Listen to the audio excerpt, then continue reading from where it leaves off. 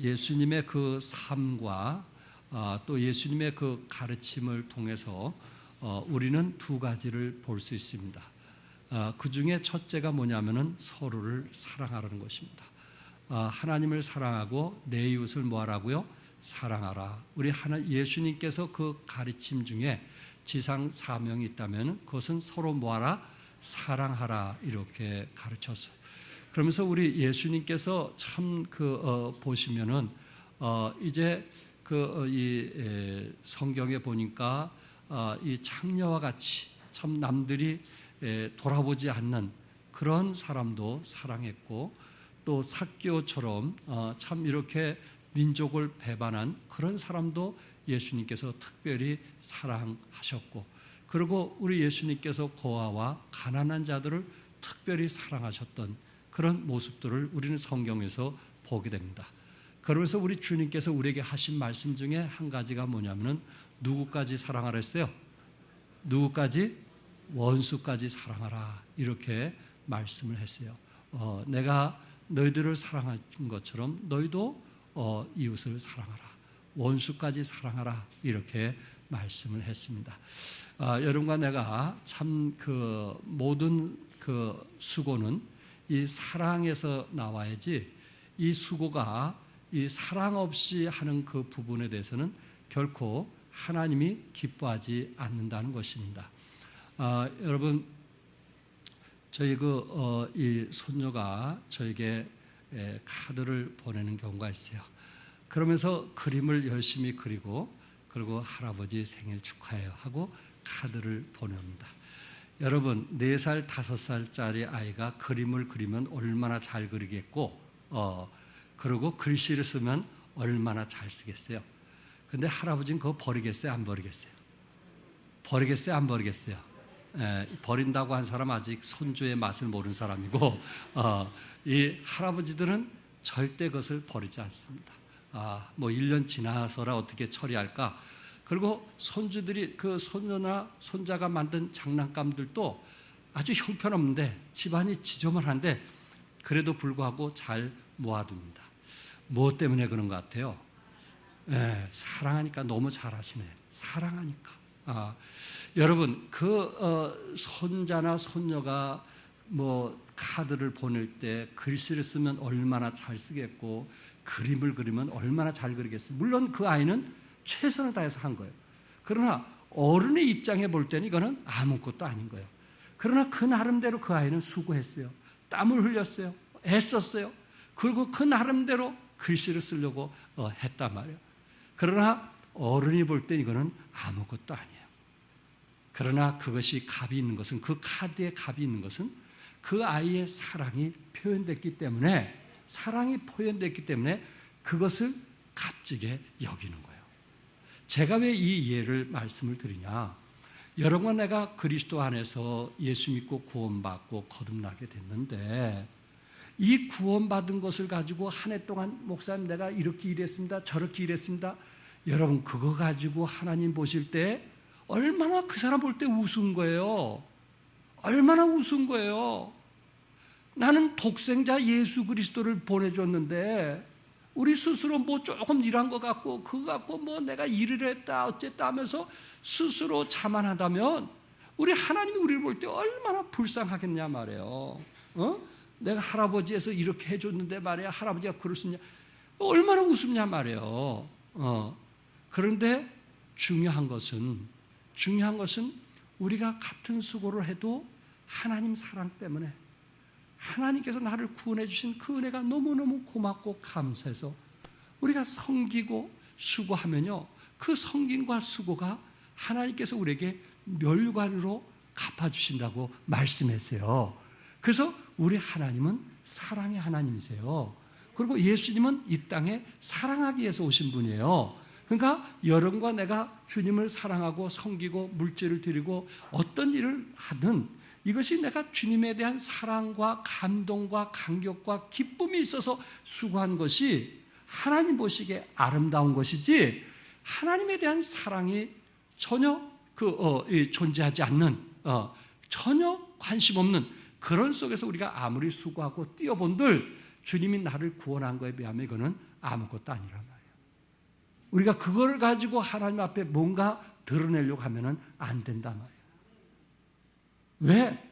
하나님은 만물을 가지신 분인데 우리가 그렇게 죽도록 충성해서 그것을 가지고 하나님께 뭔가 자기 자신을 드러내려면 하나님이 이건 아니란 말이에요.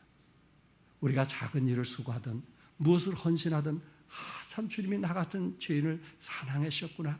주님 고맙습니다. 아유 참에 수고했네. 뭐려? 내가 주님의 사랑에 비하면 이건 아무것도 아닙니다. 내가 더 해야죠 하면서 늘 마음속에 하나님에 대한 사랑을 가지면서 그리고 원수까지 사랑할 수 있는 마음을 가질 수 있다면 얼마나 아름다울까. 왜 주님이 우리에게 원수까지도 뭐하라고 했습니까? 사랑하라고 했습니까? 그러니까 내가 좋아하는 사람만 사랑하는 것이 아니고 나에게 힘든 사람까지도 사랑한다면 우리 주님이 얼마나 기뻐하실까. 왜? 예수님께서도 원수까지도 사랑했던 것처럼 저 사람이 제가 나를 닮아가네?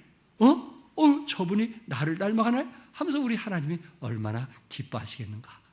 그러므로 성도 여러분, 우리가 어떤 수고로 때우려고 하는 그런 한 해가 되지 않기를 바라고요. 꽃꽂이를 헌신하든 뭘 헌신하든 주님이 나를 사랑했기 때문에 너무 고마워서 감사해서 그런 거 아니겠어요? 여러분이 부모들에게 뭘 선물을 할 때 그 부모의 사랑이 고마워서 헌신한 것은 부모가 그걸 받아도 기쁨이 있는데 뭔가 자식이 억지로 하는 것 같고 말이에요. 뭔가 드러내려고 하는 것 같고 그러면 그것을 받는 부모는 그게 기쁨이 없어요. 그의 수고에 즐거움이 없어요. 그런데 선물에 비해서 그 자녀가 부모에 대한 그 사랑에 대해서 고마움을 느끼면서 기쁨으로 드려지는 것은 부모의 감동이 있고 그리고 부모의 마음에 평안을 주더라 하는 거예요. 무슨 말씀인지 아시겠죠? 그래서 여러분과 나도 수고하되 헌신하되 억지로 하려면 그거는 하나님이 기뻐하는 거 아니에요. 즐거움을 하세요. 행복해서 하세요. 기쁨을 하세요. 왜? 그거는 내 안에 주님의 사랑이 있기 때문에 그런 거예요. 아멘. 이 모임도 주님 사랑하기 때문에 모일 수 있는 여러분과 내가 될 수 있길 바랍니다. 그런 사람을 하나님이 축복하시는 거예요. 그런 사람을 하나님께서 그 가정을 축복하시는 거예요. 또 한 가지는 어려운 얘기인데 가서 제자를 삼으라. 이것이 예수님께서 가르쳐 주신 거예요. 두 가지라면 첫째 뭐예요? 서로 사랑하라는 거하고 또 하나는 뭐예요? 가서 제자를. 이게 예수님께서 우리에게 가르쳐 주신 거예요. 그분이 삶으로 보여주신 거예요. 그리고 말씀을 통해서 우리에게 도전한 거예요. 우리 주님은 33년 동안 이 땅에 사셨습니다. 여러분을 위해서 십자가에 못 박혀 죽으시고 3일 만에 부활하셨고 그리고 부활하신 몸으로 40일 동안 제자들을 다 만나 다녔어요. 부활하신 몸으로 제자들을 다 만났어요. 그랬을 때 제자들이 뒤집혀지잖아요. 예수님이 십자가에 달려 돌아가신 걸로 알고 전부 다 제자들이 낙심해서 고향으로 돌아가고 괜히 예수님 쫓았다 그런 사람도 있을지 모르겠는데 다들 고향으로 돌아가는데 부활하신 주님을 만나게 됐을 때 예루살렘으로 가면 로마로 가면 화형을 당하고 죽는 줄도 알면서도 부활하신 주님을 보게 됐을 때 저들이 성령 충만해서 기쁨으로 그 죽음을 마다하고 달려가서 복음을 전했던 것이 제자들 아니겠어요? 뒤집혀진 거예요. 어떻게 저들의 마음을 뒤집힐 수 있었겠어요? 부활하신 주님을 만났기 때문에 그렇습니다. 그 부활하신 주님께서 마지막 승천하면서 여러분과 나에게 하신 말씀이 모든 족속을 제자로 삼으라. 이 말씀을 하고 가셨어요. 그러니까 교회가 해야 될 일은 우선은 모든 족속을 제자로 삼는 그 일이 교회가 해야 될 일이에요. 이 일을 하지 않으면 우리는 승천하실 때 주님께서 마지막 분부하신 명령을 거부하는 거예요. 그 일을 거부하면서 우리가 축복을 기대할 수 없어요. 그 일을 거부하면서 하나님의 은혜를 기대할 수 없어요. 그 일을 거부하면서 우리의 자녀들이 잘 되기를 원할 수는 없어요. 우리는 어디에 있든지 이 일이 우선이 될 때 하나님께서 내가 원하는 것을 우리 자녀들이 하고 있구나 하면서 우리 하나님께서 기뻐하시라고 믿습니다. 여기 제자 삼기에서 우선 제자가 필요함을 말씀하고 있어요. 그러니까 예수님께서 지금 땅끝까지 복음을 전하러 갈 때 누구에게 부탁한 거예요? 거기에 제자들에게 부탁한 거예요. 제자들과 또 그 곁에 있는 70인들 또 120문도 이런 제자들에게 예수님께서 마지막 승천하면서 제자들에게 너희는 이렇게 말씀을 했습니다. 그러니까 우리가 그리스도 안에서 정말 예수님의 명령에 순종하기 위해서는 제자들이라고 하는 사람들이 같은 마음을 가지고 같은 뜻을 가지고 일을 할 때 하나님께서 교회를 축복하시는구나. 우리는 같은 마음, 힘을 모으는 시너지 효과를 일으키는 그런 사람이 돼야지 잠깐만 흩어져 가지고 오히려 뒤에서 비난하고 이런 사람이 아니고 어떻게든지 함께 하려고 하고 함께 수고하려고 하는 그런 너희들에게 우리 주님께서 이제 땅끝까지 복음을 전하라고 명하셨던 것입니다. 12, 13세기에 여러분 징기스칸 너무나 잘 알고 있지 않습니까? 몽골이라는 곳에 우리 세 분의 선교사님이 지금 가서 선교하고 있는데 이 징기스칸이 한 역사가가 연구한 결과 이 징기스칸이 정복한 땅이 약 777만 평방킬로미터라고 합니다. 770만 평방킬로미터. 이거는 여러분들이 잘 계산이 안 되실 거예요. 그래서 알렉산더 대왕이 348만 평방킬로미터를 정복했고 나폴레옹이 115만 평방킬로미터를 정복했고 히틀러가 219만 평방킬로미터를 이제 정복했는데 이 세 정복자가 차지한 땅을 합친 것보다 더 넓은 땅을 차지했다는 거예요. 그러니까 얼마나 컸는가 하는 것을 아시게 될 거예요. 그리고 그의 손자 징기스칸 그의 손자 원나라 시조인 쿠발라이 칸이라고 하는 사람이 만주에서 페르시아에 이르는 광대한 제국까지 건설해서 인류 역사상 해가 지지 않는 제국을 출현을 했습니다. 얼마나 대단합니까 그 사람. 그런데 그 당시 몽골 인구가 몇이었냐면은 100에서 200만 명 정도 했다고 그래요. 아주 소수죠. 100에서 200만 명 정도 되는 이 작은 소수, 이 작은 소수가 중국, 이슬람, 유럽 사람 1억에서 2억 명을 정복하고 거느렸다는 것은 이건 놀라운 일 아니겠어요? 이것이 징기스칸 혼자 했겠느냐 이거예요. 우리가 같이 나누고 싶은 것은 이것이 징기스칸 혼자 할 수 있겠느냐 말이에요. 제국 건설에 열망을 품고 온몸을 불사른 그런 동지들이 없었다면, 함께하는 사람들이 없었다면 이 일을 이룰 수가 있었겠느냐 하는 거예요. 그래서 몽골 사람들이 좋은 가장 이제 잘 사용하는 말이 안다라는 단어와 너커르라는 단어라고 합니다. 이 너커르라고 하는 것은 평생 동지란 뜻이고 안다라는 단어는 평생 친구란 뜻입니다. 우리는 평생 동지다. 이 말을 많이 썼다고 합니다. 그렇구나. 결국 적은 숫자에서 세계를 정복하기까지는 참 이런 제국을 위해서 평생토록 헌신되어지는 이런 주위의 친구들에 의해서 이런 큰일이 이루어졌구나 하는 것을 우리에게 보여주고 있습니다. 다윗에게도 목숨을 내놓는 세 친구가 있었다는 것을 우리는 알고 있고 사도 바울에게도 목숨을 바친 에바브로 디도와 함께하는 사람들이 있었기 때문에 사도 바울이 그렇게 많은 사역들을 이룰 수 있었구나 하는 것을 우리는 보게 됩니다. 유관순 누나는 그가 독립운동을 일으킬 때에 그가 이와 강단에서 한 말 아시죠? 젓가락을 들고 그가 얘기하기를 뭉치면 뭐하고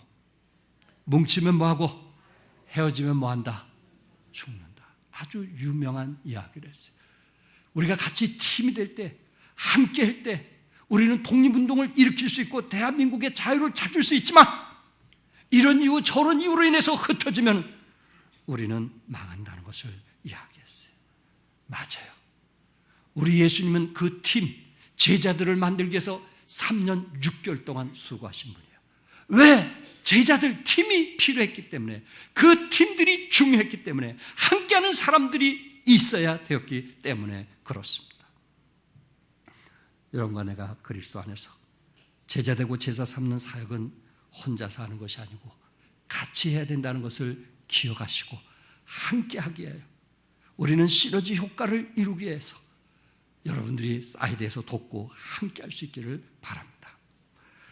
우리 주님께서 누가복음 14장 25절과 27절에 보면 이 제자가 되려면 어떤 사람이 되어야 되는가 하는 것을 얘기했는데, 우리 한번 같이 읽어보겠어요. 시작. 수많은 무리가 함께 갈새 예수께서 돌이키사 이르시되 물은 내게 오는 자가 자기 부모와 처자와 형제와 자매와 더욱이 자기 목숨까지 미워하지 아니하면 능히 내 제자가 되지 못하고, 누구든지 자기 십자가를 지고 나를 따르지 않는 자도 능히 내 제자가 되지 못하리라. 예. 우리가 전에 가졌던 책에서는, 성경책에서는 수많은 무리라고 나왔는데, 이제 바뀐 개역 개정에서는 여기에 보니까 수많은 무리다. 전에는 허다한 무리였는데 수많은 무리라 이렇게 표현을 했습니다. 그래서 전에 가졌던 성경책에 보면은 허다한 무리, 그러나 지금은 수많은 무리라고 표현되는데, 그렇게 많은 사람들이 예수님을 따르게 되었다는 것입니다. 그랬을 때 수많은 사람들이 예수님을 따랐지만은 예수님에게 필요한 것은 누구였어요? 제자였어요. 수많은 사람도 물론 필요하죠. 그러나 예수님에게 절실히 필요했던 것은 함께 할 수 있는 제자. 함께 할 수 있는 제자. 어려움도 마다하지 않고 함께 할 수 있는 제자. 그 사람이 필요했기 때문에 여기 성경에 내게 오는 자가 자기 부모와 처자와 형제와 자매와 더욱이 자기 목숨까지 미워하지 않으면 능히 내 제자가 되지 못한다고 말을 했습니다. 여러분, 제자라는 단어 속에 세 가지 의미가 있는데, 첫째는 배우는 자입니다. 배우지 않고는 제자가 될 수가 없어요. 다 아는 것처럼 생각하면 그 사람은 제자가 될 수가 없어요. 두 번째는 훈련받는 자예요. 같이 공부하고 훈련을 통해서 제자가 되는 거예요. 세 번째는 따르는 자예요. 따르지 않으면 제자가 될 수가 없어요. 이미 우리가 마음에 거부하면 우리는 제자가 될 수가 없어요. 그분을 따를 때 진정한 제자가 될 수 있는 거예요. 누가복음 14장에서 말하는 이 허다한 무리, 수많은 무리와 제자가 무엇이 다를까? 도대체 허다한 무리와 제자가 무엇이 다르기에 우리 예수님께서 그 허다한 무리, 수많은 무리에게 말씀하실 때 이런 사람만이 제자가 될 수 있다고 말씀을 했을까? 무리라고 하는 것은 자기 중심적인 사람이라면 제자는 예수님 중심적인 사람입니다. 무리가 자기 이익을 위해서 주님을 따르는 사람이라면 제자는 자기 희생을 감수하고 따르는 사람입니다. 무리들은 철저하게 이기적인 마음과 생각으로 주님을 따르는 사람이라면 제자들에게는 주님을 위한 희생이 있어야 하는 것입니다. 주님은 이런 제자를 위해서 밤이 맞도록 기도하신 후에 제자들을 선택을 했던 것입니다. 그리고 그들이 함께함을, 팀워크를 이뤄서 함께함을 너무나 필요로 하셨기 때문에 예수님께서 수많은 무리들 가운데 제자라면 이렇게 살아야 된다는 것을 말씀하고 있습니다. 사랑하는 성도 여러분, 2014년도에 여러분과 함께 제자가 되어서 하나님의 사역을 함께 이루어가는 여러분과 내가 될 수 있기를 바랍니다. 두 번째, 제자 삼기 위해서는 우리 주님께서 가라고 말씀했어요. 가지 않는데 무슨 일이 일어나겠습니까? 가야 일이 일어나는 것입니다. 교회의 본질은 가는 것입니다. 안주하는 데 있지 않고 가서 복음을 전해야 되는 것입니다. 교회는 신방을 하든지, 교회는 전도를 하든지, 교회는 또한 사람들을 파송해서 개척을 하든지 우리는 가야 하는 것입니다. 우리 교회 사역자들이 신학교를 간 후에 얼마나 많은 지도자들이 바깥으로 간지 아시겠죠? 물론 다른 교회 가서 지금도 열심히 섬기고 있습니다. 그래서 우리는 부서가 좀 약한 부분도 있지만은, 그러나 또한 새로운 영혼들이 훈련이 되어서 그 일을 감당하리라고 저는 믿습니다. 우리 전도부에서 1년에 약 4만 장씩 우리 주위에 전도지를 나눠주고 있어요. 우리가 가지 않았다면 전도지를 나눠줄 수 있었을까요? 우리가 정말 나가서 사람들을 만날 수 있었을까요? 종합성서 침례가 있다는 거 알릴 수 있었을까요? 천만에. 우리는 가야만 됩니다. 우리는 안주 생활에서 벗어나서 우리는 정말 복음을 전한 자로 가야만 우리는 이런 영혼들을 구원할 수 있습니다. 이 시간에는 특별히 이제 가서 복음을 전했던 사람들 중에 이제 많은 열매를 맺었던 특별히 우리 박경옥 선교사님을 여러분에게 말씀을 드리기 원합니다. 사실 작년 3월 달에 우리 박경옥 선교사님이 필리핀에서 사역을 하시다가 몸에 마비가 왔어요. 풍이 온 거예요. 그래서 반이 딱 쓰지를 못해가지고 말을 제대로 못해서 더 이상 필리핀에서 치료할 수가 없어서 이제 그 원주께서 빨리 들어오시라고 해갖고 한국으로 들어오셔서 치료를 받게 되었습니다. 그런데 이분이 치료가 되지 않는데 필리핀에 가야 되겠다는 거예요. 우리 선교부에서는 건강이 우선이다. 가지 말라고 그렇게 했는데 결국 이분이 가셔가지고 편지가 왔어요. 네, 거기서 행한 일을. 저는 그간 한국에서 한 달간 입원 후 통원 치료를 받던 중 필리핀 현지 사정으로 5월 23일 필리핀으로 출국일을 마치고 6월 5일 다시 귀국하여 치료를 계속하고 있습니다. 5월 27일, 28일 선교대, 29일 빠에떼 교회 헌당 예배, 6월 1일 바이바이 교회 창립 1주년 기념 예배를 원주교회 정학원 목사님 모시고 은혜 가운데 잘 마치고 정학원 목사님 내와 함께 귀국하였습니다. 마지막 그분이 보고하는 내용이었어요. 그래서 치료 받으려고 이제 또 다시 돌아오셔서 그 필리핀에 가셔서 일을 하시고 치료받는 중에 필리핀의 하이엔 태풍으로 레이테 섬을 강타하게 되었고, 그곳에 조금 전에 얘기했던 그 바이바이 그 1주년 창립 예배 그 드렸던 그 교회가 완전히 무너지게 되었어요. 선교사님의 마음은 도저히 이곳에 있을 수가 없어요. 비록 자기가 몸이 안 좋아서 일을 할 수 없을지라도 그는 자기가 사랑하는 영혼을 위해서는 가야만 되었던 거예요. 그래서 그분은 다시 갔어요. 그리고 그들을 도와줬어요. 그러면서 이렇게 편지 썼어요. 그간도 목사님들과 교회 그리고 후원자님들의 사업과 가정에 하나님의 은혜와 평강이 넘치시길 기도합니다. 시내는 마치 전쟁터를 연상케 하고 아직 전기가 복구되지 않아 해가 지면 가로등도 없는 암흑천지가 됩니다. 쓰레기와 무너진 건물더미 속에 아직 얼마나 시신이 묻혀 있는지 아무도 알 수 없는 형편이지만 다행히 각국 구호팀이 소독과 방역에 힘을 써 냄새는 그리 심하지 않는 상황이지만 아직 막힌 길이 많아 대중교통을 이용하기가 쉽지는 않았습니다. 근래 목사님 교회는 사택 거실만 남겨놓고 지붕이 전부 날아간 상황이었습니다. 조벤 목사님 교회는 흔적도 없이 파도에 쓸려가 버렸고 더욱이 성도 6명이 실종되었는데 다행이라고 해야 할까요? 5명은 시신이 확인되었고 1명은 아직 실종 상태입니다. 아서희 목사님 교회는 기적같이 두 그루의 코코넛 나무가 서로 마주보며 쓰러지면서 맞물려 교회를 보호하는 형태가 되었습니다. 따갈리우스 목사님 교회도 지붕이 날아간 상황입니다. 자금 사정으로 우선 급한 대로 약간씩 현금을 전했고 바이바이 교회는 복구비 일부를 지원하고 돌아올 수밖에 없었습니다. 어떻게 복구를 도와야 할지 막막하고 기도할 수밖에 없는 현실이 안타까울 뿐입니다. 그동안도 기도와 후원으로 많은 도움을 주신 것에 감사드리고 다시 한번 더 기도와 후원을 부탁드립니다. 저희들은 이 편지를 전국에 보내게 되었고 그리고 전국에서 목사님들이 십시일반으로 후원금을 준 것을 저는 다시 박경옥 선교사님에게 그 돈을 보내게 되었습니다. 13년도 10월 28일 그분에게 편지가 왔어요. 갈릴리 바이바이 교회는 복구가 완료되어 오히려 가리는 것이 없는 망고나무 뽑아버려 넓은 예배당 장소를 마련했고 글렌 목사님 교회는 지붕을 새로 하였으며 아소의 목사님과 따갈리우스 목사님 교회 그리고 가장 큰 피해를 입은 조빈 목사님 교회는 단연 후에 아직 연락을 받지 못하고 있습니다. 바이바이 교회가 성도 5가정은 지붕만 날아간 상태라 큰 텐트촌으로 임시로 지붕을 덮고 집에 돌아와 생활하고 있다고 합니다. 다행히도 바이바이는 전기가 복구되어 그나마 생활하기 훨씬 나았다고 합니다. 자신밖에 모르던 현지 교회 성도들이 돈은 없으나 함께 모여 기도하며 직접 재배한 식료품이나 작은 생활용품을 보내어 먹고 사는 일은 크게 걱정하지 않아도 되는 것을 보면서 그동안 사역이 헛되지 않았음을 하나님께 감사드렸습니다. 특히 어린아이들이 돼지 저금통을 갖고 와 감동을 받기도 하였습니다. 저는 아직 몸이 회복되지 않는 상태이며 당 수치가 떨어지지 않아 힘든 가운데 있습니다.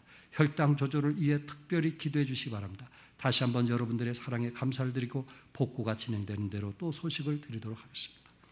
박경옥 선교사는 반신불수에다가 그리고 당이 300이 넘는 그런 상황 속에서도 쫓아다니면서 복음을 전하고 그리고 교회를 세우고 그리고 정말 그들의 어려움을 눈물로 기도로 호소하는 선교사님들의 모습을 우리는 보게 됩니다. 왜 그런 고생을 해야 될까요? 왜 그 어려운 일을 해야 될까요? 주님께서 뭐라고 하셨습니까? 가라고 하셨기 때문에. 아멘. 주님이 뭐라고 하셨습니까? 가라고 하셨기 때문에. 그분도 자기 몸을 간병하면서 치료할 수도 있고 남은 생에 평생 편하게 살 수도 있는데 60이 넘으신 이미 70이 가까운 그런 목사님이면서도 참 저들을 사랑하고 그리고 한 40여 개척교회를 돌보면서 후원하고 섬기고 있는 목사입니다. 여러분들이 한 달에 3만 원, 또 어떤 분은 5만 원, 어떤 분은 만 원, 어떤 분은 5천 원 이런 매달 여러분들이 그 헌신하신 그 물질을 가지고 저희들이 모아서 선교사님들에게 보내고 선교사님은 그것을 가지고 그들의 어려움을 나누고 교회의 필요를 채워주는 그런 일을 하고 있는데 그분들은 가는 선교라면 우리는 보내는 선교사인 거 아시죠? 우리는 가야 됩니다. 아멘. 왜? 주님께서 승천하면서 우리에게 명령하시기 때문에 우리는 가야 됩니다. 우리는 집에서라도 이제 보내는 선교사가 되어서 이들을 위해서 기도해주고 도와줘야 됩니다. 제자 삼는 대상은 모든 민족입니다. 성경에 모든 민족으로 제자를 삼으라고 말씀을 했습니다.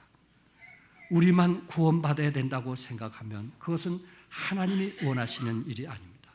하나님께서 이스라엘 백성들을 택하시고 그리고 그들을 통해서 이방인들에게 복음을 전하기를 원했지만은 이스라엘 백성들은 택함 받은 그 축복을 수단으로 사용해야 되었지만은 오히려 그들은 수단으로 사용한 것이 아니고 하나님께서 우리를 택하셨다는 그 사실에 대해서 특권으로 사용하게 되었습니다. 그들은 수단으로 사용해야만 이웃들에게 복음을 전할 수 있는데 우리 외에는 구원받을 자가 없다라고는 특권으로 사용했기 때문에 하나님께서 더 이상 이스라엘 백성들을 사용할 수가 없어서 저들을 모두 다 흩으시는, 나라를 전쟁이 나게 해서 모두 다 흩으시는 것을 보게 됩니다. 하나님은 온 인류가 구원받기를 원하십니다. 유대와 사마리아와 땅끝까지 동시에 복음이 전해지기를 원하시는 것입니다. 로마서 1장 16절에 내가 복음을 부끄러워하지 않으면 이 복음을 모든 믿는 자에게 구원을 주시는 하나님의 능력이 됩니다. 먼저는 유대인에게 그리고 헬라인에게라고 말씀인데 유대인이나 헬라인이나 자유인이나 종이나 누구든지 주 예수의 이름을 부른 자는 뭘 받게 돼요? 구원을 받게 됩니다. 그리스도인은 세계인입니다. 세계는 한 가족입니다. 남북한이 따로 있을 수 없습니다. 온 인류가 하나님의 자녀이기 때문에 그렇습니다. 사랑하는 성도 여러분, 우리가 하나님 마음을 다 알 수는 없을 것입니다. 하나님의 마음을 다 이해할 수는 없을 것입니다. 그러나 예수 믿고 구원받고 나면은 우리는 하나님의 마음을 이해하게 되고 하나님의 마음을 품고 우리는 세계 복음 전도자가 되는 것입니다. 아프리카의 임철순 가숙 선교사님, 말라리아 걸린 것만 해도 5번에서 6번 걸렸다고 합니다. 그때마다 계속 저희들에게 기도 요청을 하고 있습니다. 목사님, 말라리아를 이게 치료가 안 되면 여기서 죽습니다. 저들을 위해서 기도해 주십시오. 이 사역을 위해서 기도해 주십시오. 그리고 저들이 한 50만 평 땅을 누가 헌신을 했는데 또 편지가 왔어요. 50만 평에 이런 우리 추석이나 그 명절 때 거기는 어떤 사람이 돈 있는 사람이 명절 때 그 식구들이 없을 때 한쪽 땅에다가 땅을 파가지고 기둥을 딱 세워놓으면 그것을 법으로 이길 수가 없대요. 먼저 짓는 사람이 임자라는 거예요. 그 50만 그림만 딱 그려놨는데 어떤 사람이 와서 땅을 파더라 이거예요.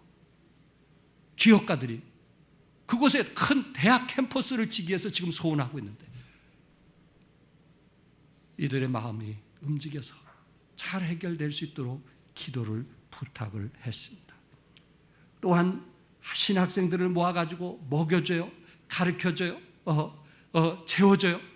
그런데 1, 2년 공부하던 신학생들이 교회에 있는 물품들을 훔쳐가고 도망가는 사람도 있더라는 거예요. 이래도 정말 색깔이 다른 이런 사람들을 우리가 도와줘야 되는가? 이렇게 꼭 해야만 되는가 하는 갈등이 올 때가 있더라는 것입니다. 어느 때 갈등이 제일 많이 오는지 아세요? 선교 편지를 보니까 가숙 선교사님은 당뇨가 오래 진행된 결과 합병증들이 생겨나게 되었고 왼쪽 팔다리가 혈액순환이 안 되고 몸이 붓고 있습니다. 그래도 아프리카 사람들을 하나님이 사랑하고 있기에 제가 이곳에 복음을 전하고 있습니다 하는 편지가 왔어요. 이분들이 한국에 올 때 치료받을 때마다 우리 정남덕 자매에게 전화를 해서 도움을 받고 있습니다. 정남덕 자매는 더 실감나게 느끼고 있을 거예요. 이게 선교사님들의 모습이에요. 자기 몸이 그렇게 당뇨로 희생되고 어려운데도.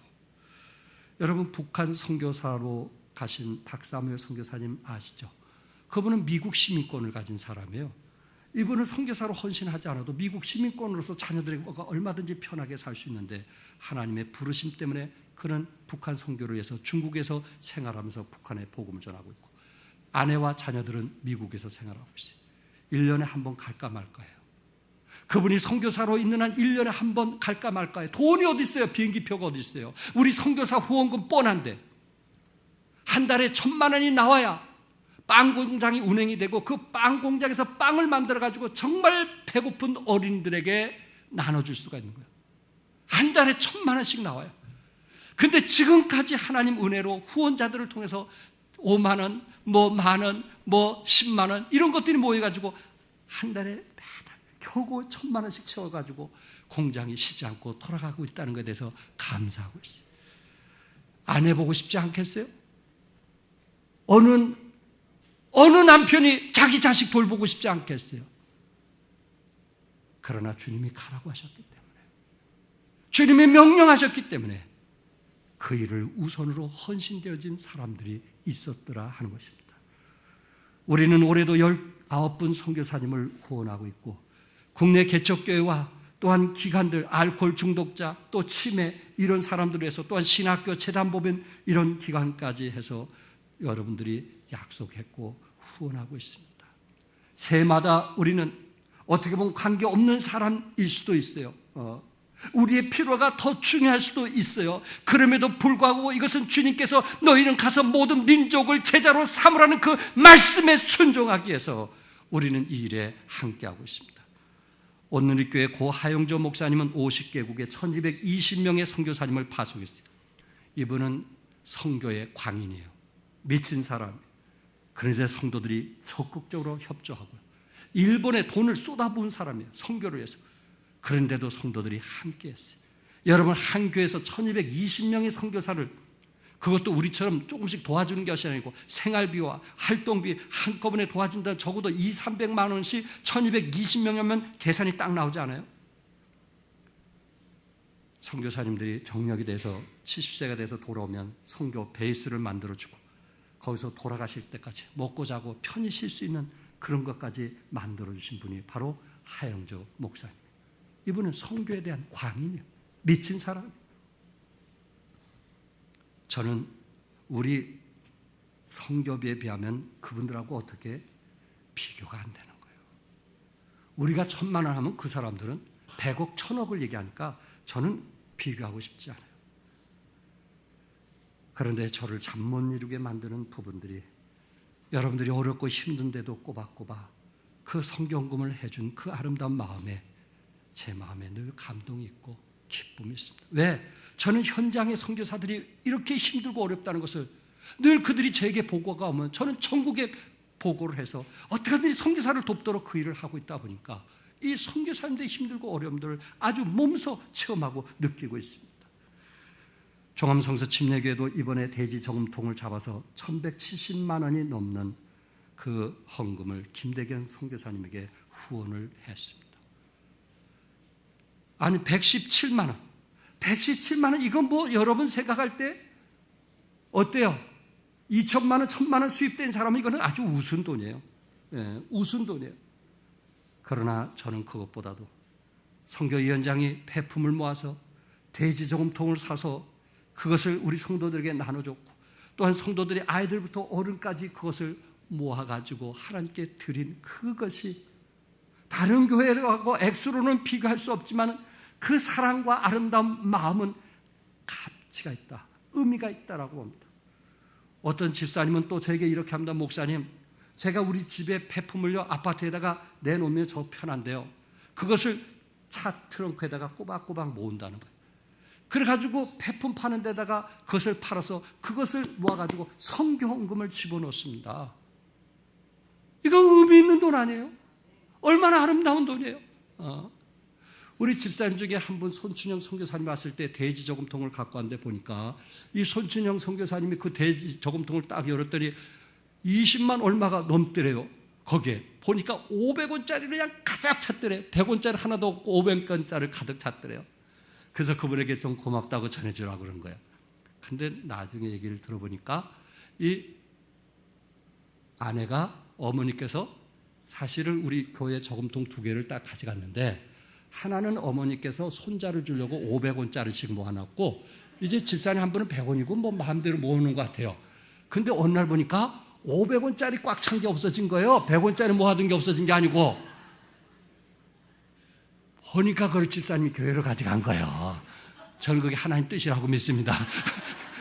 손자 거를 드린 거예요. 이런 이화들이 많아요.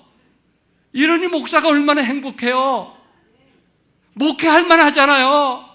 얼마나 기쁜지 아세요? 이런 일화들이 우리 성도들의 희생과 헌신, 그 액수를 떠나서 작은 돈이라도 뭔가 함께 하려고 했던 이런 아름다운 마음들이 우리 선교사들에게 전해진다면 이분들이 눈물을 흘리면서 그 일을 계속하지 않겠어요? 계속하지 않겠어요? 배성현 선교사님이 인도네시아에 가 계시거든요. 불광동교에서 한 10몇 년 동안 조력한 분이에요. 자녀가 셋이에요. 이제 갓 난 애하고.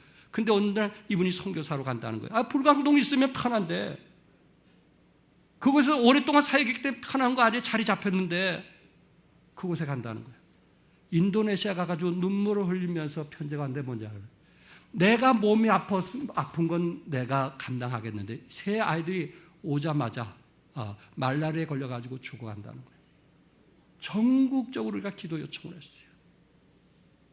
아직 선교사도 인증 안 받아야 돼요. 우리 선교사 되려면 그 나라 말을 할 줄 알아야 되거든요. 그 나라 말을 하고 설교할 수 있어야 돼요. 그래서 선교위원회에서 그분을 결정을 해주는 거예요. 말을 배우기 위해서 갔는데 몇 개월 되자마자 아이들이 말라리아로 다 누워있는 거예요. 토하고 난리가 나요.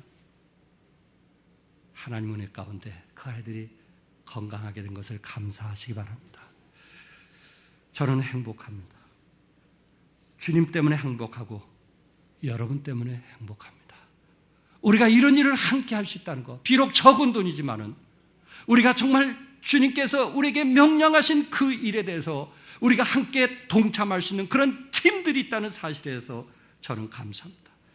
예수님이 제자를 삼는 목적은 결국 뭘까요? 잃어버린 영혼들을 뭐하게 한 것일까요? 구원받게 하게 한 것이 아닌가요? 그들이 지옥으로 향해서 가고 있는데 그들을 하나님께서 천국에서 영생 복락을 누리도록 하기 위한 것 아닐까요? 얼마나 감사할 일이에요. 저희 친교권에 사모님이 암으로 앓다가 돌아가셔가지고 제가 내일 새벽에 가서 송별 예배 설교를 해야 됩니다. 어떻게 보면 너무 많은 대가를 치른 거 아닐까요?